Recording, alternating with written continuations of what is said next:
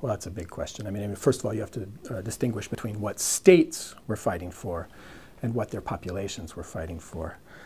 Hitler made his own goals very clear quite early. It was conquest, Lebensraum, room for living in the East. The German people were expansive. They needed room to live, and the room that they were going to live in would be cleared of the populations, the Untermenschen, the subhuman populations in the East, the Slavs. He defined this conquest largely in racial terms. And in the initial stages of the war, after conquering Scandinavia, Denmark, the Netherlands, eventually France as well, the conquered territories were placed under the control of Nazi Germany with the explicit idea to exploit their resources for the service of the war machine. This meant that in the East, after 1941, when the Nazis invaded the Soviet Union,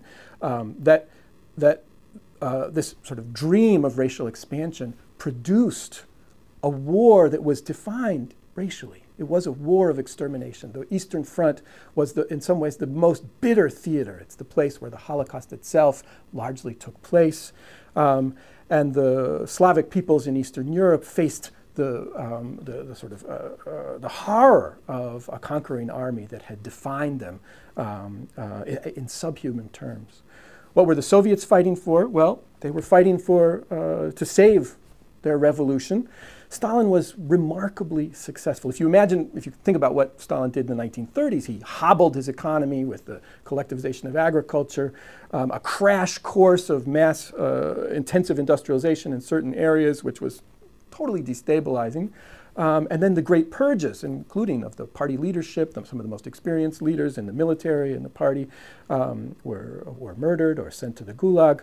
And yet, in spite of all this, Stalin managed to mobilize the population.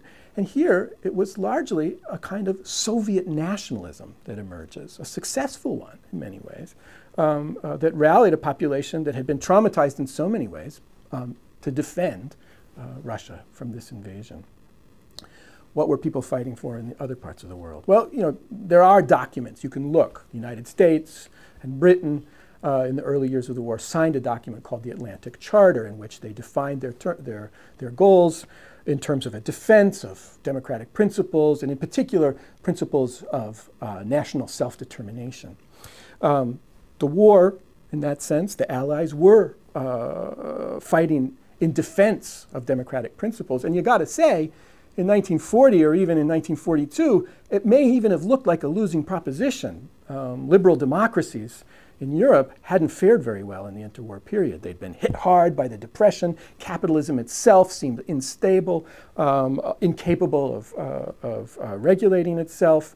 And the liberal democracies in Europe had been powerless to prevent Hitler and Mussolini from taking power. I mean, liberal democracy seemed like an ideology of the past, and the two dictatorships of the right and left, the Soviets on the one side and the Nazis or the fascists on the other, seemed to be the ideologies of the future. So, and of course, standing up for national self-determination in 1940 was not uncomplicated for the Allies.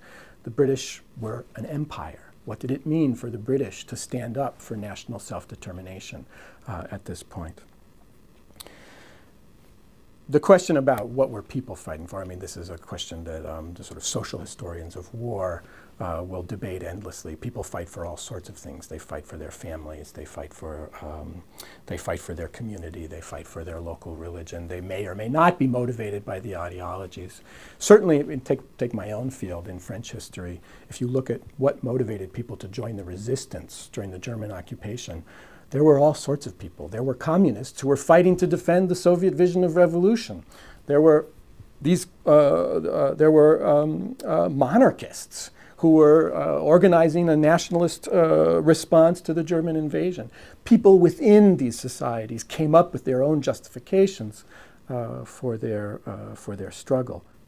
By 1945, the members of the Allied coalition could congratulate themselves on having achieved the freedom of European nations by defeating the Nazi military machine.